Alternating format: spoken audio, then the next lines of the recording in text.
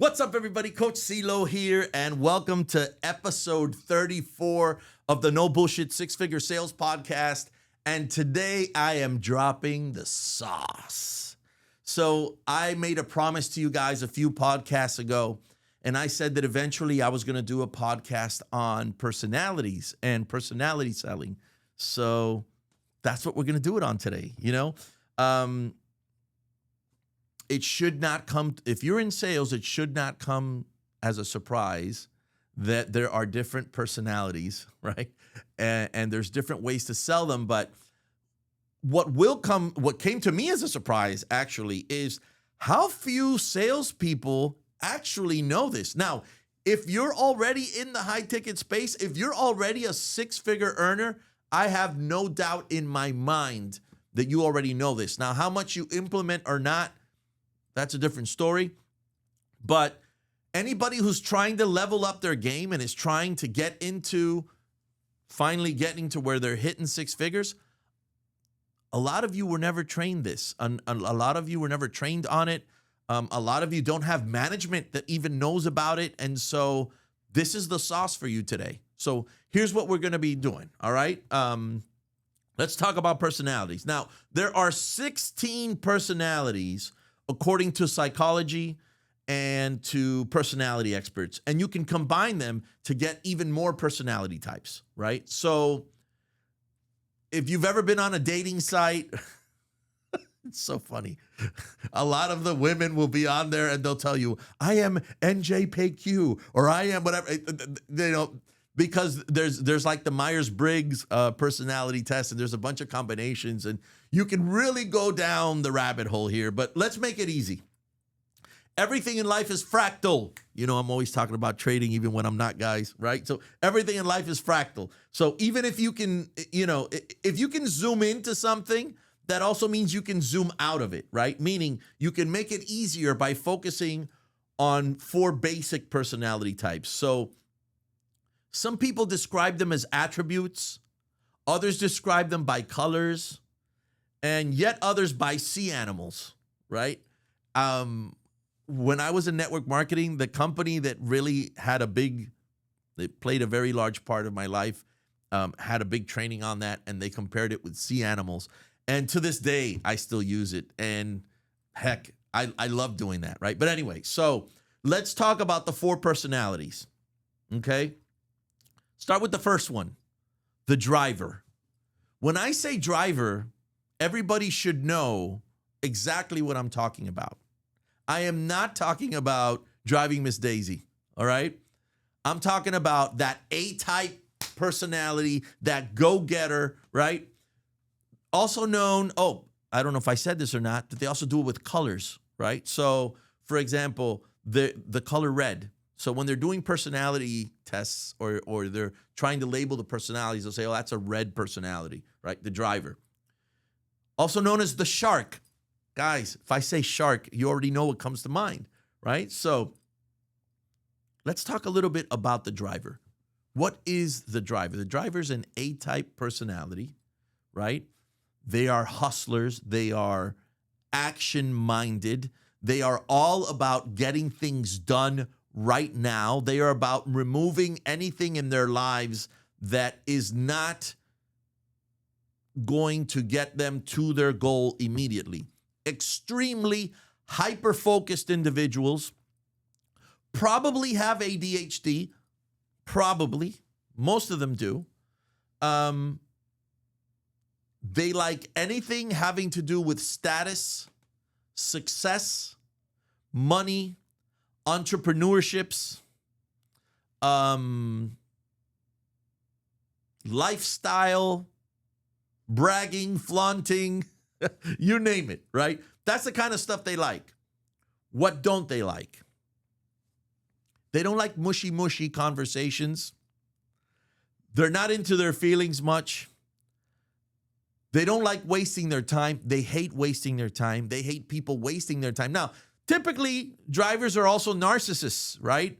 So, and by the way, we all have a little bit of all of these in us, right? But what happens is when I'm talking about a personality type, that is the main one that is linked to your identity, be it by the way you behave or how you see yourself, right? Or how you see others, you want others to see you.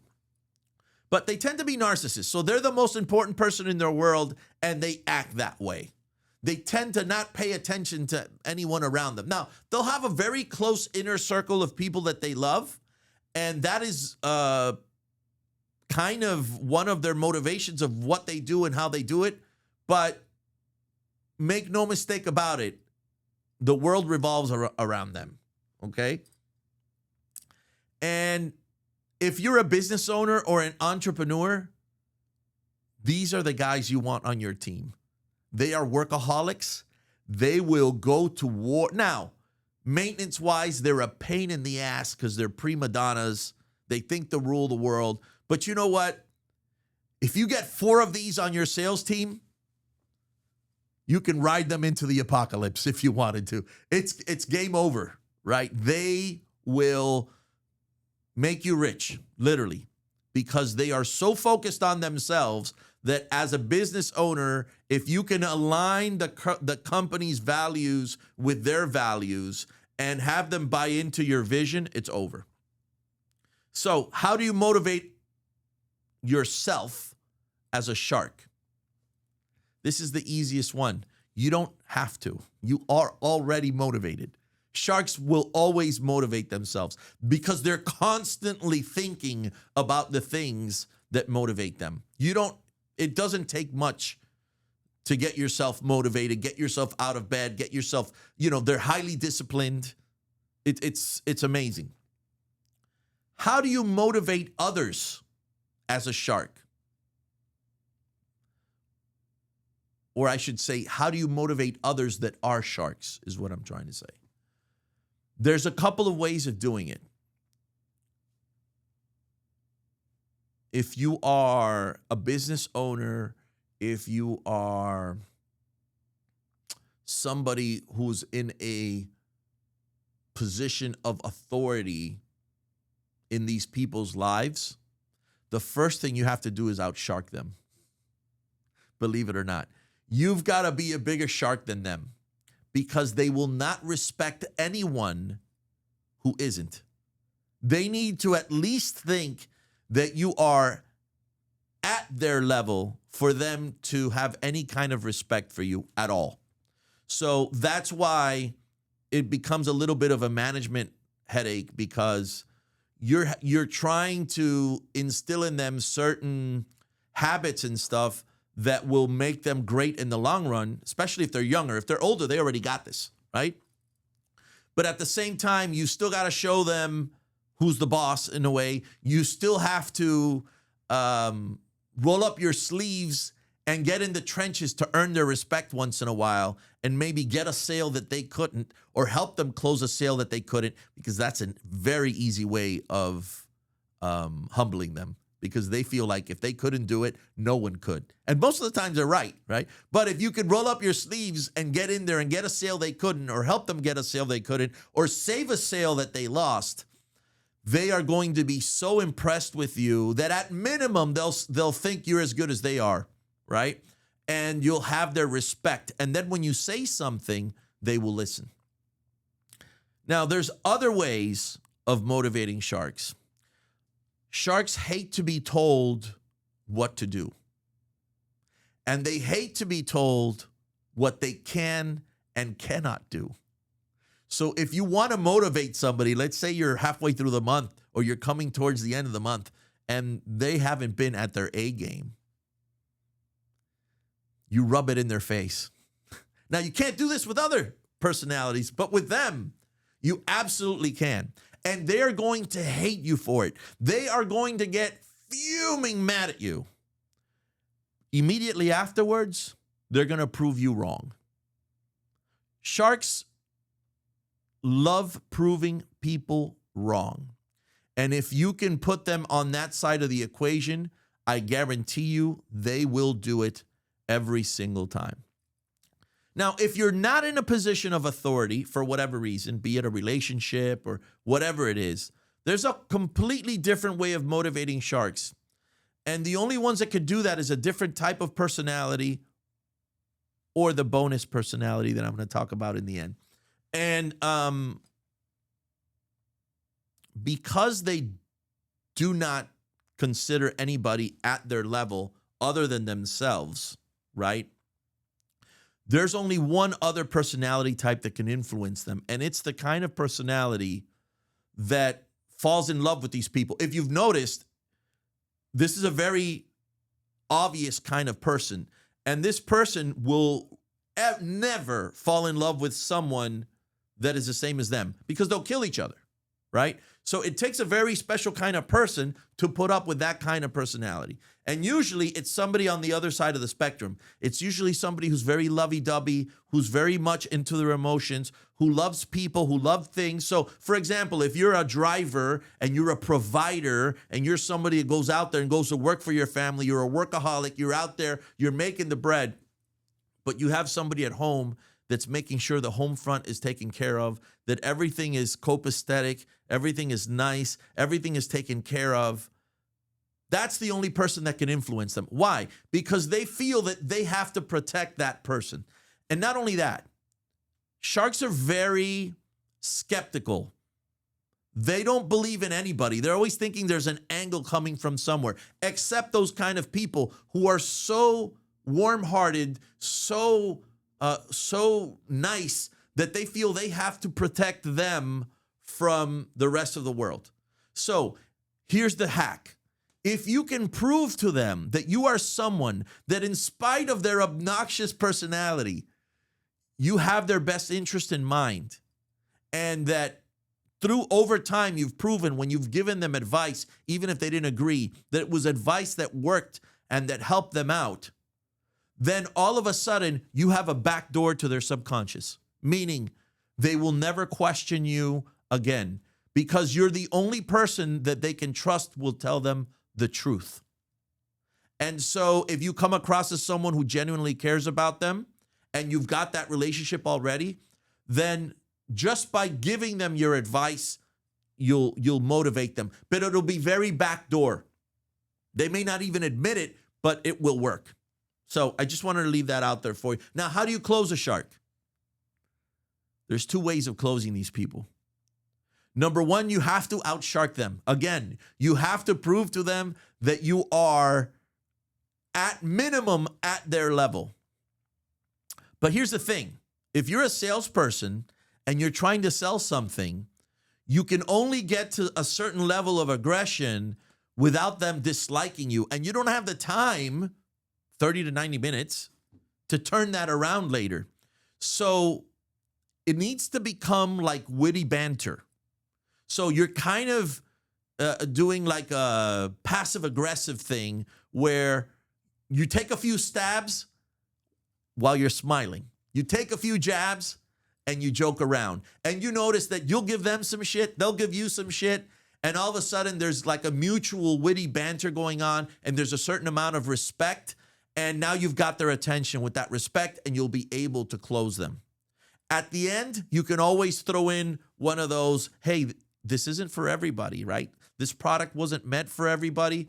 You know, I kind of think, based on what we talked about, that you are that kind of person. I may be right, I may be wrong, but it's not for everyone. Not everyone can afford this. Not everyone can make this kind of commitment. Not everyone, again, they don't like being told what they can't do. Boom, it's going down. Number two, the jovial, happy-go-lucky person, AKA the color blue, AKA the dolphin. Think about a dolphin.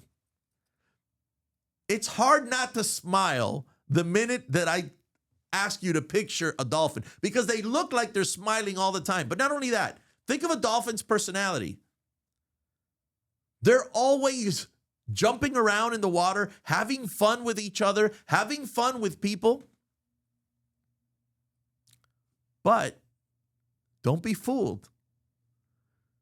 Dolphins can be just as aggressive as a shark can be. Literally. Have you ever seen dolphins hunting? They're super intelligent and they are stealthy. Do you guys know the killer whale is actually not a whale? It's a very large dolphin. Yeah. So what I mean is They can be as aggressive as a driver. The difference is in the motivation. Dolphins aren't motivated. They are motivated by money, but they're motivated by money because the money will give them the status, the lifestyle. Here's the difference. The dolphin is more concerned about what you see in them in that status and lifestyle than the actual status and lifestyle.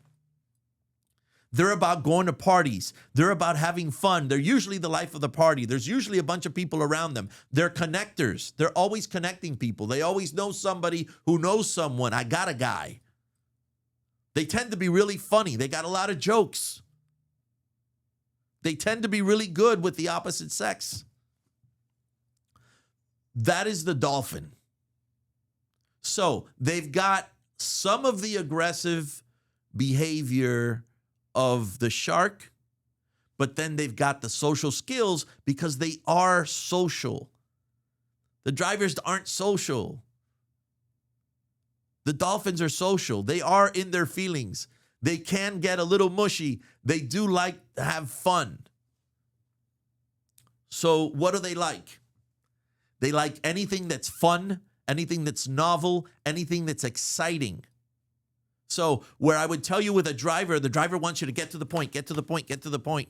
And you got to deal with stuff like that because that's also like them trying to take the control of the conversation, right? The dolphin, they may completely lose track of time while they're talking to you. They may have told you they have an appointment and say, hey, look, man, I got an appointment in a little while, and they have so much fun with you because you were funny and witty and you said some really cool jokes and you had some really good rapport, and they'll totally forget about the appointment they had and they'll stay on with you on that conversation forever. So they like anything that makes them feel good, makes them look good, is fun, is happy. What don't they like? The opposite of that. They don't like any somber news. They don't want to hear about anything negative. Don't talk to them about numbers. Ugh, that shit's boring. You want to make a dolphin suffer? Talk to them about numbers. By the way, guess who's like that?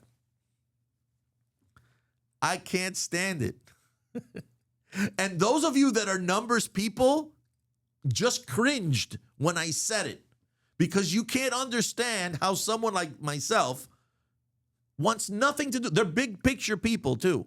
I don't want to know specifics about anything. Just make sure that you tell me that it works, that you give me enough reasons and proof of how it works.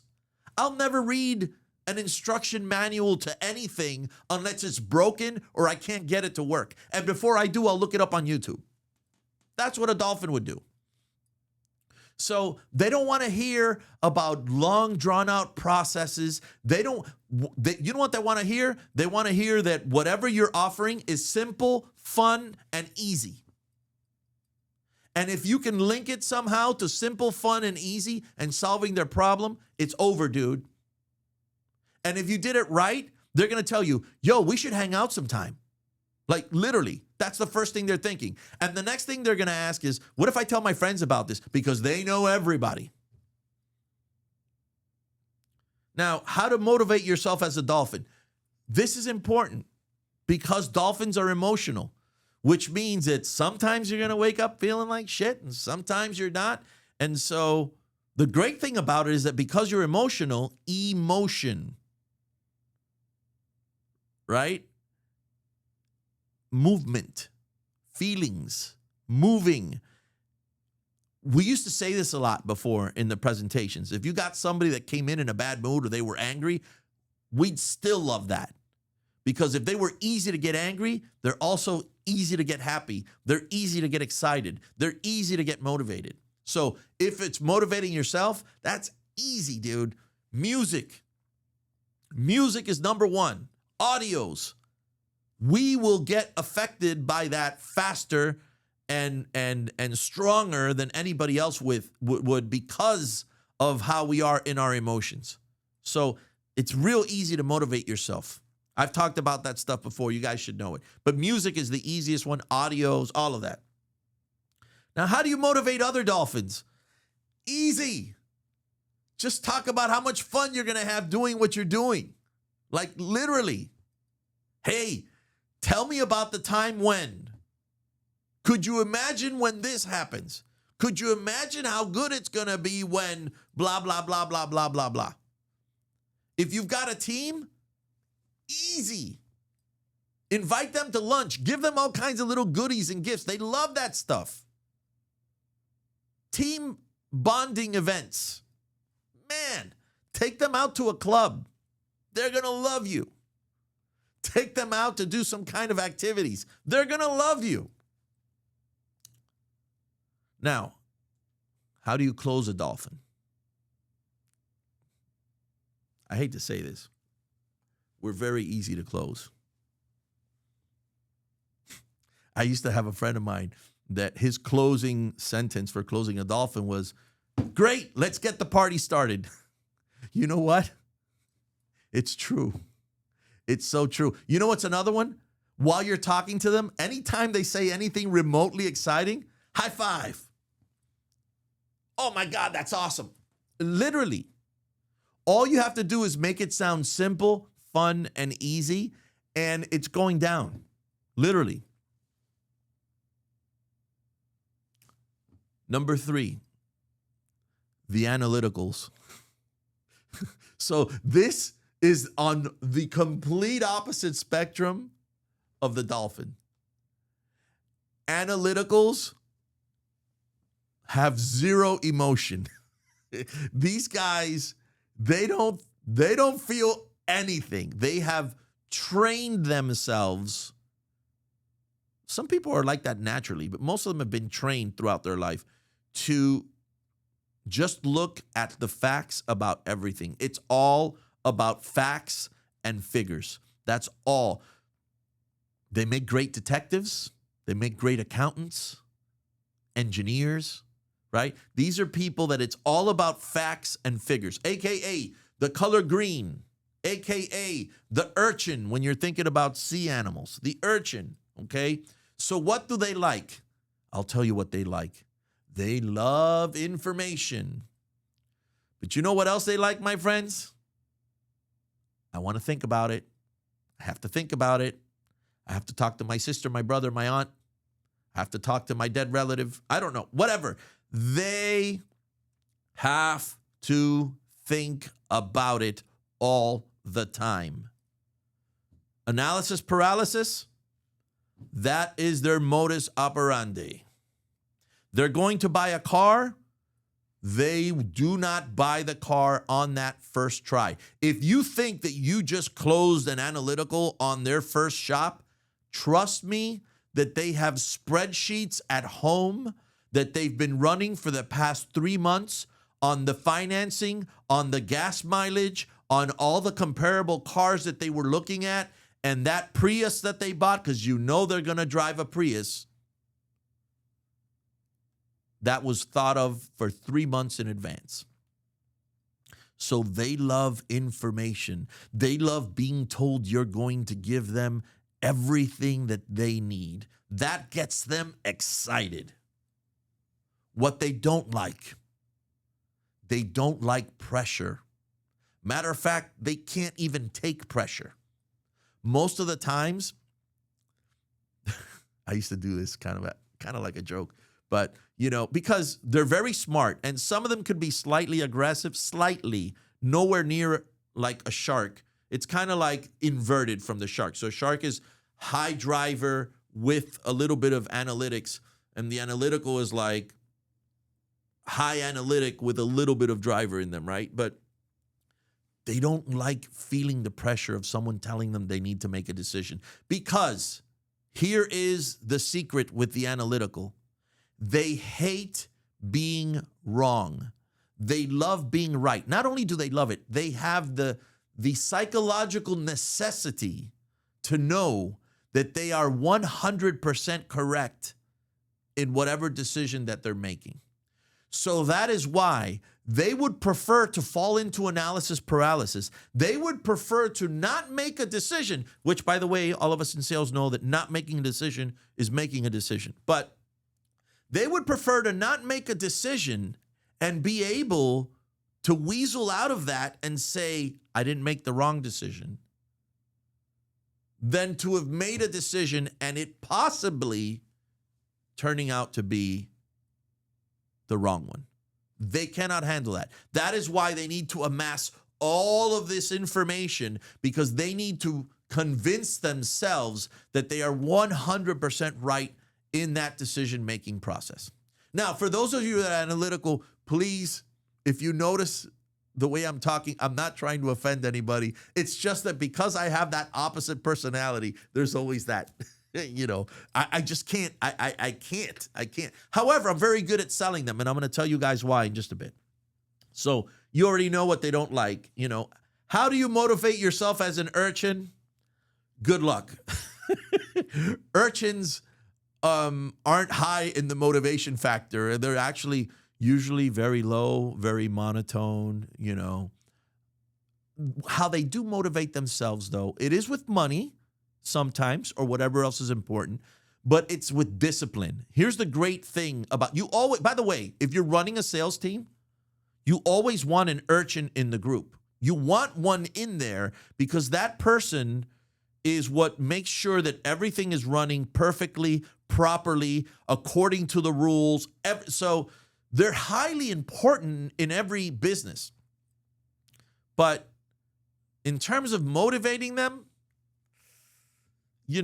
discipline and maybe recognition on being right, recognition on how efficient they are, recognition on whatever systems they've put in place that have made the workplace better, that kind of stuff might excite them. I don't even want to use the word excite. It will make them happy, right? Now, how do you close an urchin? This is the sauce right here, guys, because I'm going to tell you something. It is very difficult to close an urchin. First of all, when you're building rapport, they don't even like rapport because they are not touchy-feely people to begin with, right? So they don't even like liking somebody, like literally, right? But you got to do it. You got to have them at least to a point where they trust you. And so this is where you guys have heard me say before, sharp as a tack, enthusiastic as hell, and a force to be reckoned with. Well, here, go heavy on the sharp as a tack. They want to feel like they are speaking to someone highly intelligent and that knows all the answers to their questions. That's number one. Enthusiastic as hell, lower that a little bit, because if you go too high on the enthusiasm, you'll blow them out. It'll be sensory overload, and they can't handle that. A force to be reckoned with, tone that down a bit too. So you want them to have a respect for your knowledge and experience in the field, but easy on the ego, because again, sensory overload, and you'll blow them out.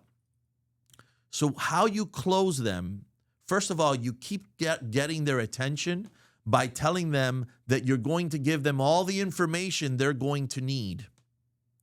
In the back of their mind, that's going to cause a little bit of tension, though, because they know that if they have all the information they need, they're going to have to make a decision. And they precisely told you, because believe me, they're going to tell you in the beginning of your presentation that they're going to need some time to process and do their research. And so you're going to cover those objections the way we've taught you to cover them in the past.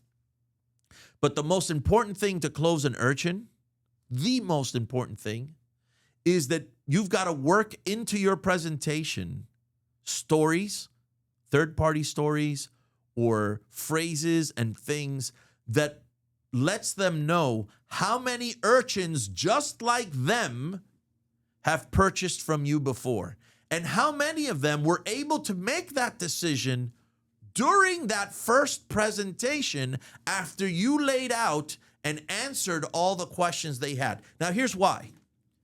They have the innate need to know that they are 100% right. So if they know that they have peers that are as intelligent as they are, as disciplined as they are, and as absolutely focused on facts and figures as they are, if there is a group of people of those peers that have taken all that information. You just created a little, what's the word I'm looking for? A little jolt. You created a little break in their logic, because their logic was, I'm not going to be able to make a decision today. But if everybody who's like me was able to make a decision, then I may be wrong. Well, remember, the number one thing that they can't be is wrong. So that means that I better listen up.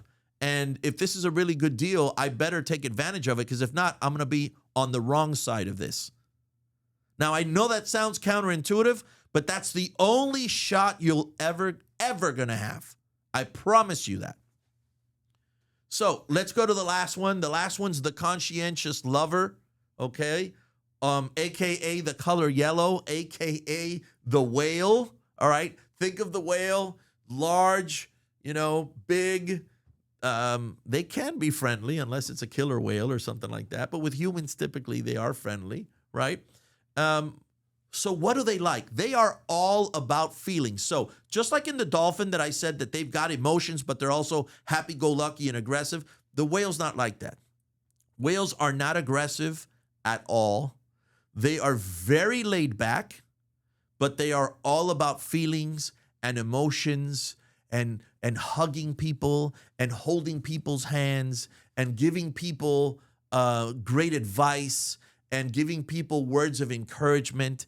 And so they think of others before they think of themselves. They're very much into groupthink and, what this is going to do as a whole, for the human race, or as a whole for my ethnicity, or as a whole for us Floridians, or as a whole for my neighborhood, or as a whole for my family, right? They are people that are, they care about things that have to do with, they take on causes and they care deeply about charities and, all kinds of stuff like that, right? So that's what they like.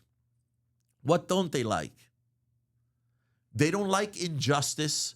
They don't like people being bullied. They don't like, now, they may be bullied themselves. Hopefully not, right? Or maybe in their past, because some people will take advantage of that. But they don't like seeing other people be bullied because, again, they value other people's feelings and they're very conscientious. They're very conscious of other people's feelings and how other people feel. So they don't like that kind of stuff. They don't like things that are too quick or too to the point, meaning they want to get to know. Definitely the phrase, people don't care how much you know until they know how much you care. That's 100% them. They need to know that you care. And if you can link your product and your service to things that they care about, it's over. Now, how do you motivate whales? Helping other people, helping causes, anything that's greater than them. That's how you motivate them. How do you motivate yourself as a whale? Well, you motivate yourself by making your goals bigger than you, and then showing that by you leveling up, you are able. So by me having a winning attitude, by me making money, by me doing these things that other whales may consider materialistic, and not me because I'm all about helping people. Well, you can help a hell of a lot more people if you've got a full bank account than if you don't. You can donate to a lot more charities if you had more money to do so. You have more free time to be able to do those things and spend time with your family and with your community if you did. So that's how you motivate them. Now, how do you close a whale? Same thing. Depending on your product, it's, what is the impact that this is going to have with my significant other, with my family, with my community, by me being able to fix these problems that this product fixes. And it won't be difficult. That'll be an easy sale as well, So now, I just gave you a lot. You guys might have to hear this more than once. I recommend you do, because I gave you a lot. Trust me, there is a lot of sauce in what I just gave you, right? Now, how do you figure out their personalities in 30 to 90 minute presentation? Hello, Chris. What the hell am I going to do here? You'll get better the more you do it. But number one, start with how they're interacting with you from the beginning, right? So how do they want to come across to you? Do they want to come across, hey, I'm busy, we got to get this going? You already know you're dealing with a driver. You know what I'm saying? Are they like joking around and, hey, man, tell me about yourself? You're probably dealing with a dolphin, you know? If somebody is just sitting there staring at you plainly and you can't figure out what the hell they are, it's probably an urchin. They're in their own brain, right?